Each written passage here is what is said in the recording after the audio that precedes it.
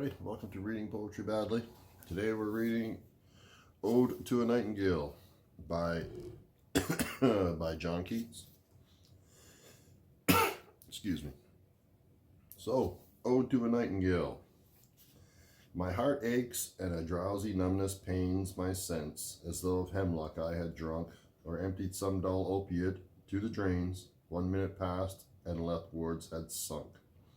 'Tis not through envy of thy happy lot, but being too happy in thy happiness, that thou, light-winged dryad of the trees, in some melodious plot of beeching green and shadows numberless, singest of summer in full-throated ease. Oh, for a draught of vintage that hath been cooled a long age in the deep-delved earth, tasting of flora and the country green, dance and provincial song, and sunburnt mirth. Oh, for a beaker full of the warm south, full of the true, the blushful hippocrene, with beaded bubbles winking at the brim and purple-stained mouth, that I might drink and leave the world unseen, and with thee fade away into the forest dim. Fade far away, dissolve, and quite forget what thou among the leaves hast never known, the weariness, the fever, and the fret.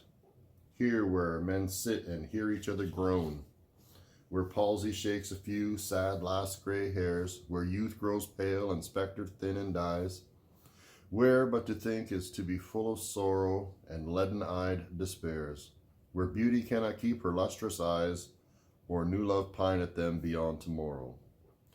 Away, away, for I will fly to thee, not charioted by Bacchus and his pards, but on the viewless wings of poesy.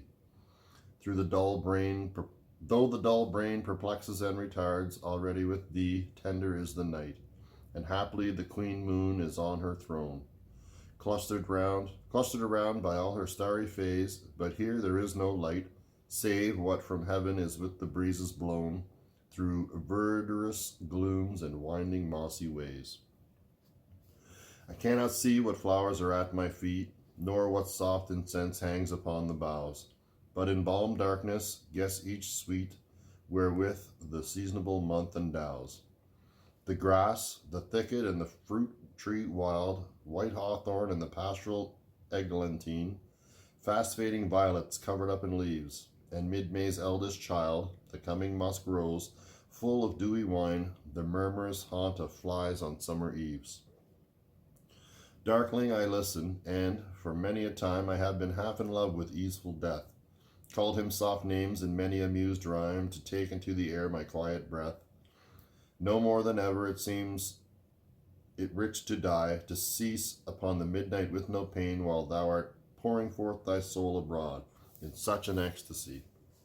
Still wouldst thou sing, and I have ears in vain to thy high requiem become a sod. Thou wast not born for death, immortal bird, no hungry generations tread thee down. The voice I hear this passing night was heard in ancient days by emperor and clown. Perhaps the self-same song that found a path through the sad heart of Ruth when, sick for home, she stood in tears amid the alien corn. The same that oft-times hath charmed magic ceasements, opening on the foam of perilous seas in fairy lands forlorn. Forlorn, the very word is like a bell, to toll me back from thee to my soul's self. Adieu, the fancy cannot cheat so well as she is famed to do, deceiving elf. Adieu, adieu, thy plaintive anthem fades, past the near meadows, over the still stream, up the hillside, and now 'tis buried deep in the next valley glades. Was it a vision or a waking dream? Fled is that music. Do I wake or sleep? I've never seen a nightingale. Not that it matters.